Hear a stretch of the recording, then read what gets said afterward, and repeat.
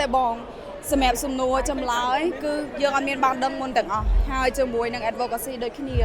គឺយើងមានបានដឹងមុនថា advocacy របស់គាត់គឺជាបែបណាសំណួរចម្លើយខ្ញុំត្រូវធៀបបែបណាដើម្បីទៅសួរគាត់ទេអីដែលខ្ញុំគិតបានភ្លាមខ្ញុំស្ដាប់បានអីគឺខ្ញុំឆ្លើយហ្នឹងគឺខ្ញុំសួរសំណួរបែបហ្នឹងទៅបងនេះគឺជាភាពតាំងចិត្តរបស់ខ្ញុំដែលខ្ញុំខំតាំងពីខ្ញុំឈានចូលកម្មវិធី Miss Cosmo ខ្ញុំខំមែនតើអត់ដែលបានគេសំបីតែមុន prelim ឬក៏គៀ final គឺអត់ដែលបានគេឲ្យដូចជាក់ស្ដែងថ្ងៃនេះគឺមានបញ្ហាភ្នែកជាមួយនឹងឈឺនៅខាងកដូចគ្នាប៉ុន្តែដោយសារតែយើង roll ពីខាង National Costume ដែលយើងលាបខ្លួនសប៉ុន្តែយ៉ាងណាវាមិនមែនជាឧបសគ្គសម្រាប់ខ្ញុំទេខ្ញុំត្រូវតែ fight for it ខ្ញុំត្រូវតែជំនះវាឲ្យបានហើយនេះគឺជាលទ្ធផលរបស់ខ្ញុំអរគុណច្រើន Yes បងសិល្បៈវប្បធម៌អ្នកណាក៏ត្រូវតែលើកដំកើងដែរបងប៉ុន្តែអីដែលសំខាន់ខ្ញុំនៅព្យាយាមយក advocacy របស់ខ្ញុំទៅធ្វើ empowering women លើកកម្ពស់ដល់ស្ត្រីជំនាន់ក្រោយដែលគាត់ចង់បំពេញនៅក្តីសម័យរបស់គាត់ឲ្យខ្លាចជាការពិតអញ្ចឹងខ្ញុំនៅតែកាន់គោលចំហរបស់ខ្ញុំនឹងលើកដំកើង advocacy របស់ខ្ញុំឲ្យខ្លាចជាការពិតនៅក្នុងដំណើរ Miss Cosmo របស់ខ្ញុំបង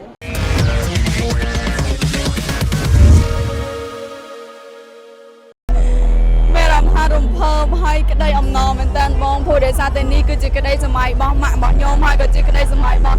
អ្នកគ្រប់គ្រងរបស់ខ្ញុំជាពិសេសរបស់ខ្ញុំផ្ទាល់បងខ្ញុំមានមោទនភាពខ្លួនឯងមែនតើដែលខ្ញុំអាច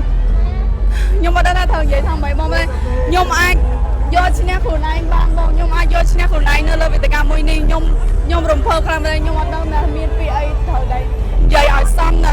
នឹងយប់នេះបងគាត់ជាមួយបងសុភាកាលពីមុនពេលប្រកួតបងឃើញចំណាប់អារម្មណ៍អ្នកទៅជាមួយសេពីក៏គឺមាន confidence ខ្លួនឯងហើយទីផ្សេងគឺនៅវគ្គពីវគ្គទៅមួយវគ្គមួយទៅវគ្គសេពីនៅតែបន្ត confidence ខ្លួនឯងមិនអាចជាសំណួររបស់ចម្លើយអាមិនបានទៅមួយទៅធ្វើឲ្យសេពីនៅតែបន្តរក្សានៅ confidence ខ្លួនឯងទាំងអស់នេះគឺដោយសារតែខ្ញុំចង់ empowering women ទាំងអស់ឲ្យលើកកម្ពស់សិទ្ធិស្ត្រីឲ្យគាត់មានភាពជឿជាក់លើខ្លួនឯងនៅពេលដែលគាត់មានភាពជឿជាក់លើខ្លួនឯងនេះហើយគឺជាលទ្ធផលរបស់គាត់ហើយដូច្នេះហើយទៅខ្ញុំមានភាពមោទនភាពនៅលើខ្លួនឯងខ្ញុំមានភាពជឿជាក់នៅលើខ្លួនឯងដូច្នេះហើយទៅខ្ញុំអាចបង្កើតបំបីឯកតកម្មនៅក្នុងខ្ញុំនេះបានខ្ញុំរំភើបខ្លាំងមែនទែនបង Thank you so much everyone ពីបងមានសំណួរនេះផងដែរមិញនៅវគ្គចុងក្រោយមានហ្វេនជាច្រើនបាននឹងសាច់ហូតខ្ញុំបានមែនតើនៅការ debate របស់អូនហើយការឆ្លើយសំណួរមែនតើហើយមានហ្វេនខ្លះក៏ចូលមើលមកថាចេះហើយស្រីពីនេះក៏ជាកូនក៏ឡើងមកកម្រិតទៀតហើយគឺខ្លាំងមែនតើលេះមែនតើវាខ្លះចង់ដឹងថាមុនដល់ថ្ងៃ final អូនមានដឹងថាវគ្គនេះមានការរៀបចំមកហើយសំណួរបែបនេះបាននៅខ្លះបែបហ្នឹងអត់ទេបងសម្រាប់សំណួរចម្លើយគឺយើងអត់មានបានដឹងមុនទាំងអស់ហើយជាមួយនឹង advocacy ដូចគ្នាគឺយើងមានបានដឹងមុនថា advocacy របស់គាត់គឺជាបែបណាសំណួរចម្លើយខ្ញុំត្រូវធៀបបែបណាដើម្បីទៅសួរគាត់ទេអីដែលខ្ញុំគិតបានភ្លាមខ្ញុំស្ដាប់បានអីគឺខ្ញុំឆ្លើយហ្នឹងគឺខ្ញុំសួរសំណួរបែបហ្នឹងទៅបង Yes ការឆ្លើយរបស់អូនគឺចំណេះដឹងទៅជាពិសេសបញ្ហាសង្គមជាគេបញ្ហាដែលលើកពួកស្ត្រីមានថាដូចជាមនុស្សធំដូចជាមនុស្សដែលថ្នាក់បណ្ឌិតហ្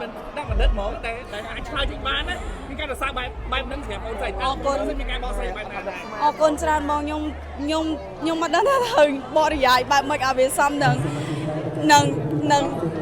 យប់នេះខ្ញុំមិនដឹងថាត្រូវបរិយាយបែបម៉េចប៉ុន្តែគ្រាន់តែថានេះគឺជាភាពតាំងចិត្តរបស់ខ្ញុំដែលខ្ញុំខំតាំងពីខ្ញុំឈានចូលកម្មវិធី Miss Cosmo ខ្ញុំខំមែនតើអត់ដែលបានគេសំបីតែមុន prelim ឬក៏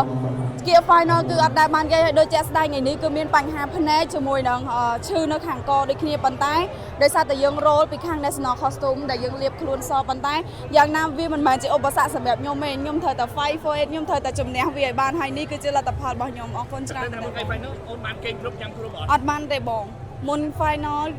មកតែហាត់សមចប់គឺម៉ោង12ទៅដល់ម៉ោង1មកទៅដល់ទៅយើងត្រូវទៅរករ៉ូបនេះទៀតព្រោះដោយសាររ៉ូបនេះគឺយើងអត់បានធៀមទេហើយយើងបាន designer មកពីខាងបង Jackson ពីខាងបាត់ដំបងអញ្ចឹងគឺយើងគ្រាន់តែមកដល់ឈុតនឹងមកដល់ភ្លាមគឺយើងលោភ្លាម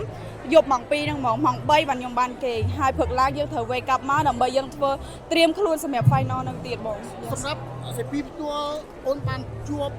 ក៏ដូចជាសម្ដេចនៃបំណងខ្លួនឯងថាតើអ្វីដែលអូននឹងធ្វើបន្តទៀតព្រមក្នុងការព្រមនាំនៅសិល្បៈវប្បធម៌ផ្សេងៗរបស់កម្ពុជា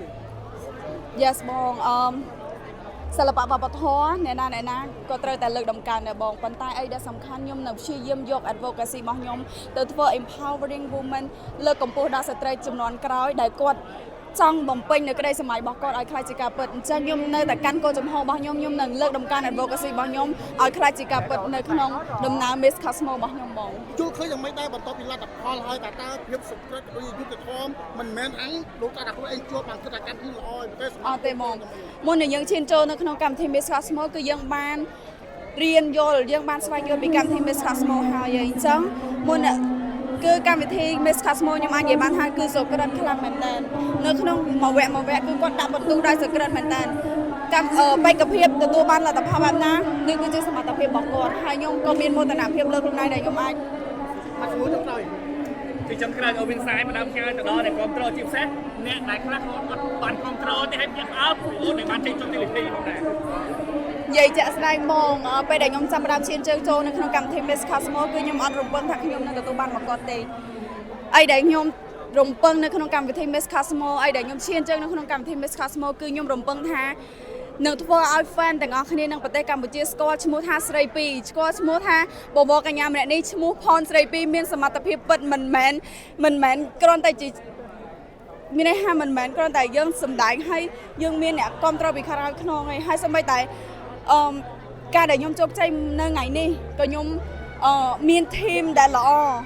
ដូចជាបងហៀចូលរបស់ខ្ញុំ make up ដែលគាត់តែងតែធ្វើឲ្យខ្ញុំស្អាតជារៀងរាល់ថ្ងៃនៅក្នុងកម្មវិធីមួយហើយមានម៉ាក់ខ្ញុំដែលគាត់ជាអ្នកដែលនៅ background ដែលចាំ support ខ្ញុំគ្រប់សពបែបយ៉ាងបងមិនថាខ្ញុំត្រូវការអីម៉ាក់ខ្ញុំគឺបំពេញចន្លោះឲ្យខ្ញុំទាំងអស់ហើយខ្ញុំចង់អរគុណដល់ team ទាំងមូលដែលបាន support ខ្ញុំ my sort អ្នកច្រើនទៀតដែលខ្ញុំមិនអាចនិយាយឈ្មោះច្រើនបានទៀតទេព្រោះវាច្រើនខ្លាំងមែនតើហើយទាំងអស់ហ្នឹងគឺខ្ញុំចង់អំណរទៅដល់ពួកគាត់ដែលនេះគឺជាដំណើរនៅក្នុងកម្មវិធី Miss Cosmo ដែលខ្ញុំត្រូវតែអំណរទៅដល់ពួកគាត់ yes អរគុណច្រើន អរគុណ